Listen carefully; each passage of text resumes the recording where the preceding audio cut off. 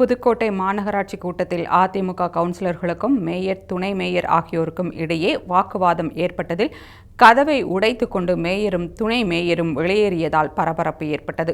புதுக்கோட்டை மாநகராட்சி கூட்டமானது மேயர் திலகவதி செந்தில் தலைமையில் நடந்தது.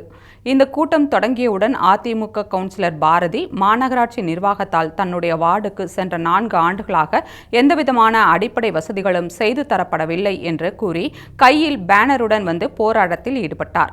இதையடுத்து அதிமுக கவுன்சிலர் அப்துல் ரஹ்மான் மாமன்றத்தில் நிறைவேற்றப்பட்ட துப்புரவு பணியாளர்களின் எண்ணிக்கை மற்றும் சம்பளம் குறித்து தீர்மானம், தற்காலிக பேருந்து நிலையத்தில் வணிகர்களுக்கு கடை ஒதுக்குவது குறித்த தீர்மானம் போன்றவற்றை ரத்து செய்ய வேண்டும் என்று வாக்குவாதத்தில் ஈடுபட்டார்.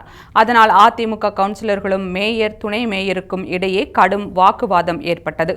இதையடுத்து 4 தீர்மானங்களும் ரத்து செய்யப்படாமல் ஒத்திவைக்கப்படுவதாக ஆணையர் அறிவித்தார்.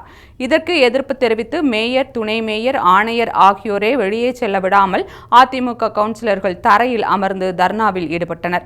இதனால் அருகில் இருந்த மற்றொரு கதவை உடைத்து மூவரும் வெளியேறினர். பின்னர் 4 தீர்மானங்களுக்கும் விவாதிக்காமல் ஒப்புதல் கொடுக்கப்பட்டது என்று ஆணையர் உறுதியளித்ததை அடுத்து அதிமுக கவுன்சிலர்கள் தர்ணாவை கைவிட்டு கலைந்து சென்றனர்.